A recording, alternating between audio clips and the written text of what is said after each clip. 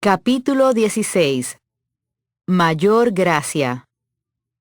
Porque por la gracia se da, no porque hayamos hecho buenas obras, sino a fin de que podamos ser capaces de hacerlas.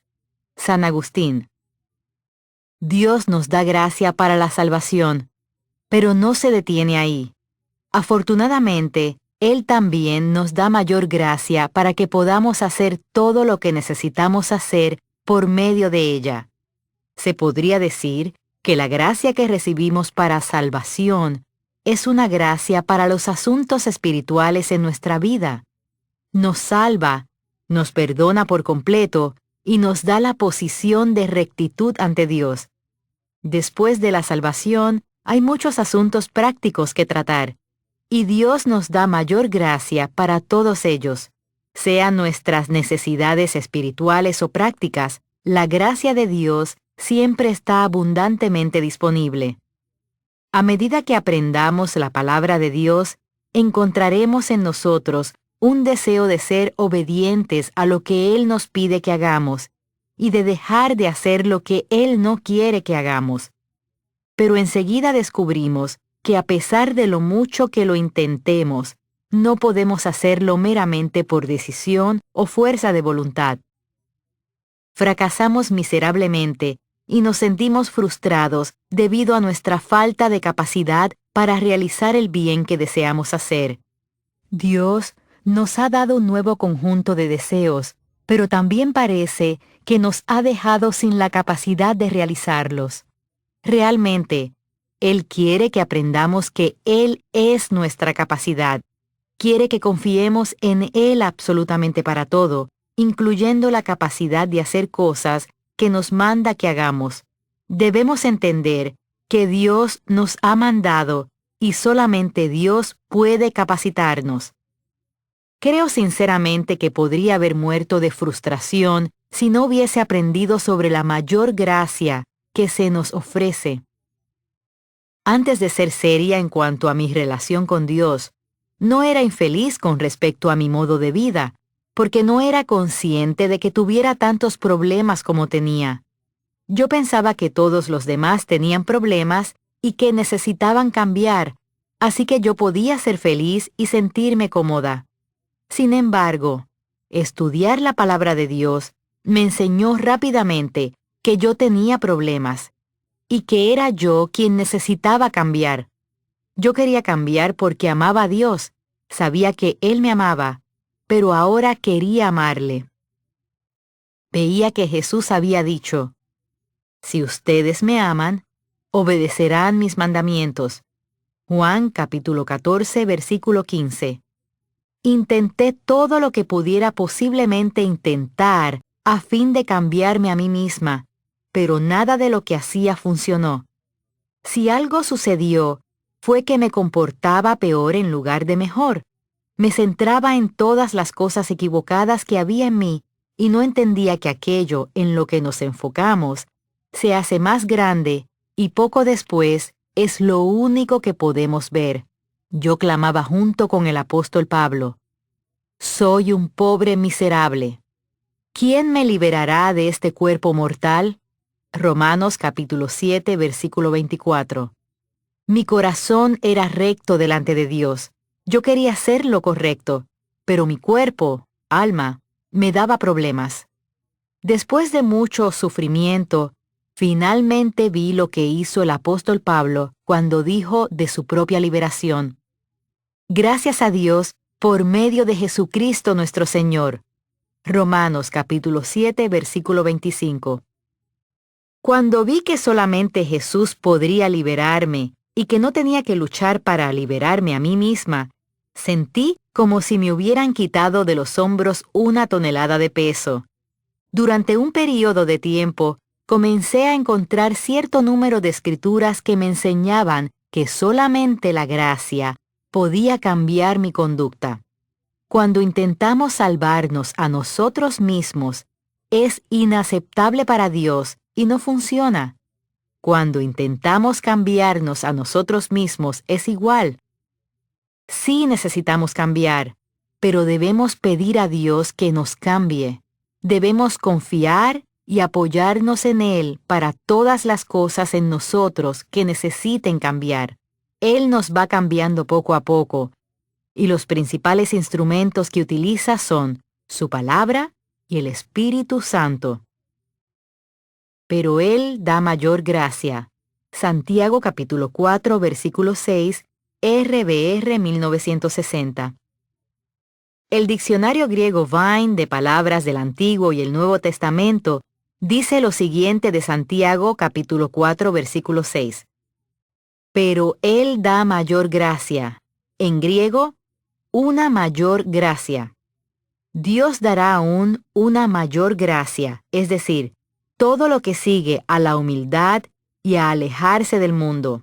Nuestra parte en esto es tomar la decisión de humillarnos y alejarnos del mundo, y la parte de Dios es proporcionar el poder, gracia, para capacitarnos para hacerlo. El apóstol Santiago está hablando de creyentes que son como esposas infieles, que tienen una aventura de amor ilícita con el mundo. Afirma que el Espíritu Santo que vive en nosotros anhela ser bienvenido en todas las áreas de nuestra vida. Él está lleno de celos divinos por nuestra plena atención y compromiso. Santiago sigue diciendo que el Espíritu Santo nos da mayor gracia para vencer por completo esta tendencia malvada y todas las demás. Qué maravilloso es saber que Dios da la capacidad de afrontar todas nuestras tendencias al mal, sin importar cuáles sean o lo frecuentemente que aparezcan.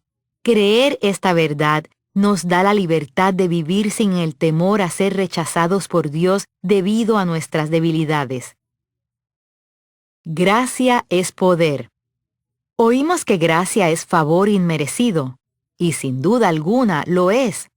Es favor inmerecido manifestado en poder que nos capacita para hacer lo que necesitamos hacer en esta vida. Me gusta definir gracia de esta manera.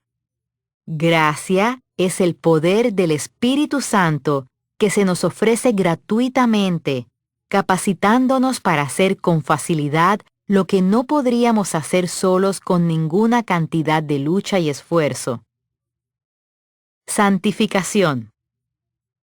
Santificación es la separación de los creyentes de cosas y caminos de maldad.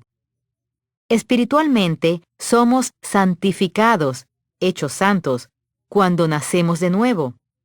Pero en la práctica se desarrolla en nuestra vida poco a poco mediante nuestra comunión y colaboración con el Espíritu Santo. El Espíritu Santo es el agente en la santificación. Entramos en esta relación con Dios mediante la fe en Cristo. La santificación es la voluntad de Dios y su propósito en llamarnos. Debemos aprenderla de Dios, como Él la enseña mediante su palabra, y el creyente debe perseguirla con sinceridad y firmeza.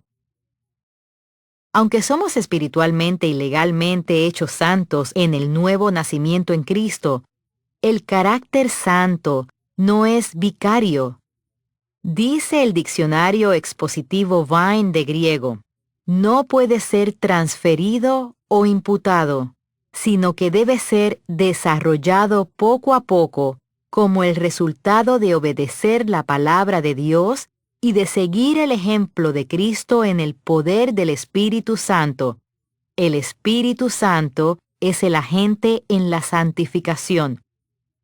Esta definición de santificación es muy importante que la entendamos, de modo que la expresaré con mis propias palabras en un esfuerzo por hacer que sea incluso más clara. Cuando nacemos de nuevo, mediante la fe en Jesucristo, Dios nos da una nueva naturaleza.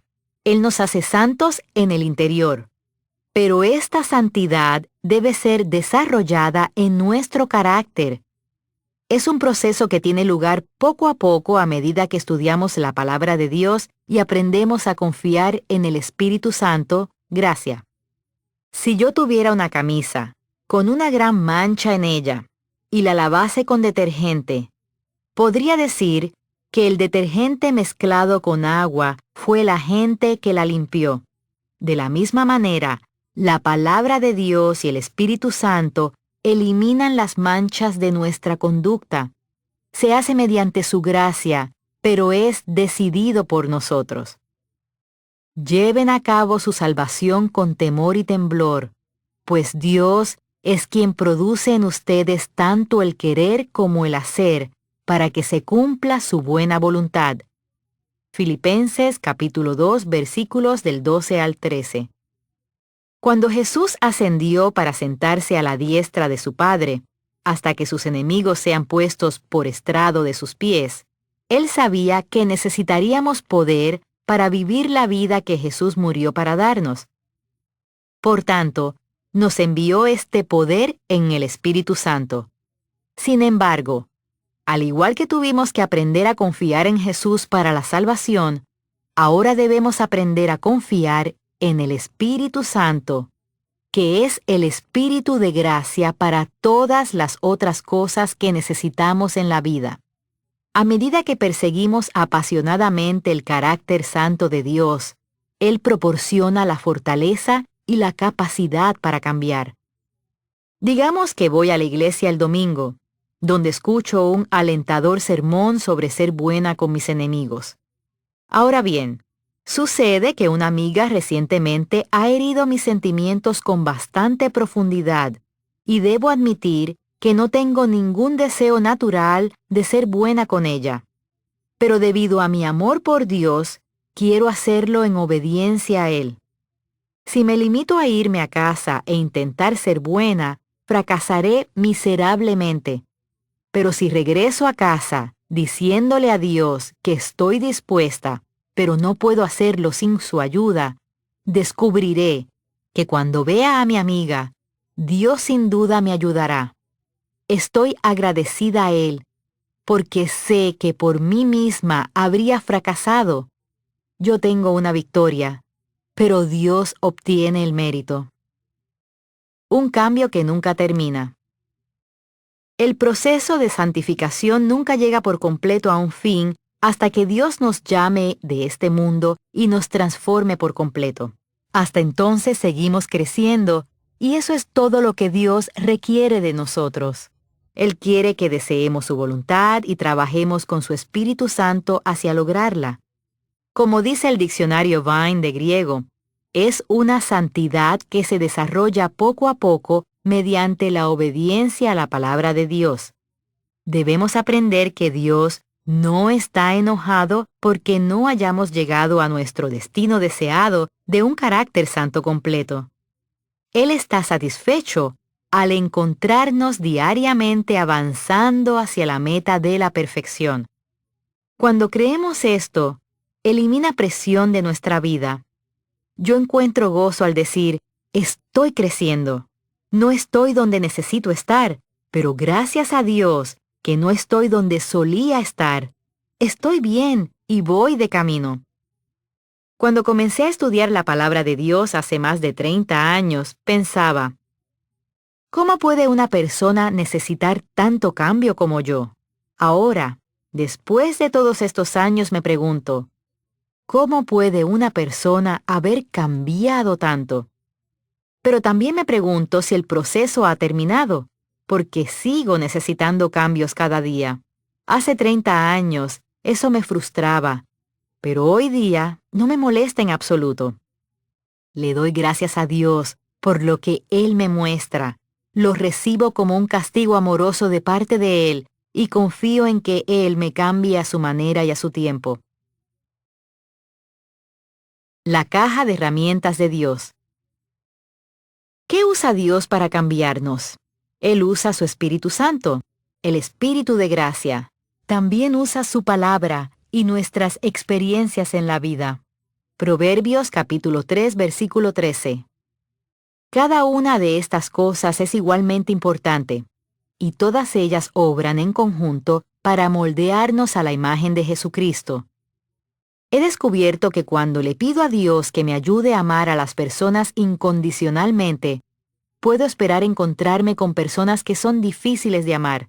Esa es la manera que Dios tiene de proporcionarme práctica. Si oro pidiendo paciencia, obtendré pruebas. Si oro pidiendo poder dar más, Dios me pedirá algo que quiero quedarme. Si oro para ser menos egoísta, descubro que las cosas en la vida no salen como yo quiero o como había planeado. Dios dice que seremos transformados a la imagen de Cristo. Nos dijo que haríamos una oración y seríamos cambiados a su imagen. Es un proceso, y Dios usa muchas herramientas mientras obra su completa y perfecta voluntad en nosotros. La mayoría de nosotros pasamos muchos años luchando en este proceso y buscando un camino menos doloroso, pero no hay cruces acolchadas en la vida. La cruz sin dolor no existe. Hemos de tomar, recibir, nuestra cruz y seguir el ejemplo de Jesús. Marcos capítulo 8, versículo 34. Para mí, eso sencillamente significa que debo aceptar las experiencias que Dios envía a mi camino en la vida y creer que a medida que aplico su palabra y sus principios a ellas, obrarán bien en mí. Cuando hacer lo correcto es difícil para nosotros, podemos decir, la incomodidad que siento significa que estoy creciendo espiritualmente. Cuando aplicamos la palabra de Dios a una circunstancia difícil en la vida y nos resulta fácil hacerlo, eso significa que ya nos hemos hecho espiritualmente fuertes en esa área. Hay cosas que antes era muy difícil para mí atravesarlas y permanecer emocionalmente estable, y que actualmente no son difíciles en absoluto. Y hay otras cosas que siguen siendo bastante desafiantes para mí. Esto me ayuda a localizar las áreas en las cuales aún necesito aprender y crecer. Aprender a confiar en el método de Dios es una parte importante de capear los cambios en nuestra vida. Mi nueva escritura favorita es: cuando padecía, no amenazaba, sino que se entregaba a aquel que juzga con justicia. Primera de Pedro, capítulo 2, versículo 23. Cuando Jesús era injuriado e insultado, no ofrecía insultos a cambio. Cuando recibió abusos y sufrimiento, Él no hizo ninguna amenaza de venganza. En cambio, se entregó a sí mismo y a todas las cosas a Dios. ¡Qué imagen más hermosa de descansar en Dios en medio de las circunstancias que la vida le lanzó! Esa también es mi meta. Quiero permanecer igual, como Jesús hizo, a pesar de lo que las personas hagan o cuáles sean mis circunstancias. He recorrido un largo camino y aún me queda un largo camino por recorrer, pero al menos tengo una meta. Cuando Judas traicionó a Jesús, Jesús no cambió. Cuando Pedro le negó, no cambió. Cuando sus discípulos le defraudaron, no cambió. Él permaneció estable mientras arreciaban las tormentas de la vida, y su ejemplo ha cambiado el mundo y sigue cambiándolo cada día. Busquemos este tipo de estabilidad santa, pidiendo a Dios que nos moldee a imagen de Jesucristo. No hay falta de poder en el cielo. Dios nunca se queda sin poder. Mientras sigamos recibiéndolo, Él sigue derramándolo. El apóstol Juan nos exhorta a permanecer en Cristo, a vivir, habitar y permanecer en Él. Apartados de Él no podemos hacer nada. Juan capítulo 15, versículo 5. Creámoslo y actuemos en consecuencia. Nuestro espíritu de independencia nos causa una gran cantidad de problemas y retrasos en la vida. Cuanto antes confiemos en Dios, más rápidamente obtendremos la ayuda que necesitamos. Él dice, no tienen, porque no piden. Santiago capítulo 4, versículo 2. Solamente el orgullo es lo que hace que sea tan difícil sencillamente decir, Dios, no puedo hacer esto sin ti. Por favor, ayúdame. Tenemos cierta necesidad desesperada de hacerlo nosotros mismos para poder apropiarnos del mérito, pero Dios no lo permitirá. Por mucho que luchemos y batallemos, Dios prevalecerá al fin. Había algo que le pedí a Dave que hiciera varias veces, y cada vez él decía que no quería hacerlo. Finalmente, oré al respecto y lo dejé en manos de Dios. Y recientemente observé a Dave haciendo precisamente lo que yo no había sido capaz de conseguir que hiciera. La influencia de Dios sobre las personas es siempre más eficaz que la nuestra. Cuando quieras ver algo cambiar en otra persona, ora al respecto sabiendo que Dios tendrá más éxito del que tú podrías tener nunca. La gracia de Dios realizó el cambio en Dave que yo no pude lograr. Podemos tener gracia y podemos tener mayor gracia. Recibe toda la gracia que posiblemente puedas y aún así solamente habrás usado suficiente para igualar una gota de agua del océano. Recientemente tuve un resfriado terrible con mucha tos y mi médico me recetó un medicamento para la tos con las instrucciones de tomarlo diariamente cuando lo necesitara. Yo no podía tomar suficiente medicina para ocuparme de la tos de mañana. Tenía que tomarla diariamente. Debemos tomar la gracia de la misma manera. Puede que tengas algo cerniéndose en el futuro que te asusta y te abruma, y te sientes totalmente inadecuado para poder afrontarlo. Todos tenemos cosas así en la vida, y sinceramente, no estamos preparados para manejarlo. Pero cuando llegue el mañana, tendremos la gracia que necesitemos para hacer lo que tengamos que hacer. Una fe que nos permite disfrutar del presente sin tener temor al mañana. No sé lo que pueda traer el mañana, pero lo que sí sé, por la palabra de Dios y las experiencias de la vida, es que tendré suficiente gracia que me permita manejarlo con éxito. Y lo mismo te sucederá a ti. Recuerda, gracia es el poder de Dios disponible para ti gratuitamente y que te capacita para hacer con facilidad lo que no podrías hacer por ti mismo con ninguna cantidad de lucha y esfuerzo. Comienza a vivir en la gracia de Dios y a disfrutar cada segundo de tu vida. Gracia es el hecho incomprensible de que Dios se agrada del hombre y de que el hombre puede regocijarse en Dios. Karl Barth.